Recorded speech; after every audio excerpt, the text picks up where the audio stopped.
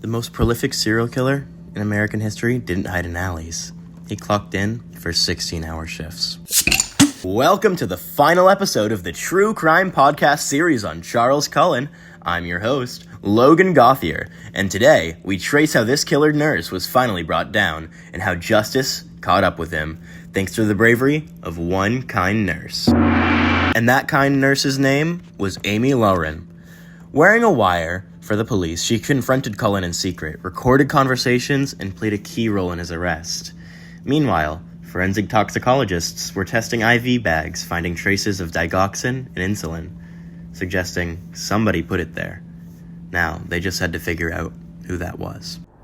After a long series of investigations, Amy finally sat down with Charles and convinced him to confess to 29 murders, and in an interview, when he was asked about the possibility of over 400 plus victims, he said he could believe it, but he didn't want to think about it. Now, many people do believe he had more than 400 victims, and there is evidence to back this up, but many of the bodies of the believed victims are not able to be used for toxicology reports anymore, and they can't actually go through and figure out if these people were killed by Charles. The forensic tools that actually helped capture Charles were ones involving blood analysis, chemical residue testing, all the medication logs from the Pyxis system, the hospital record patterns, and it was all these tools pieced together that truly painted a horrifying mosaic of death and deception. The reason Charles was able to get away from the hospital for so long is because he abused a medication dispensing system called the Pyxis machine, which allowed him to dispense drugs with little accountability. This would allow him to put in an ibuprofen and then grab as many drugs as he wanted, and it would just say that he had an ibuprofen.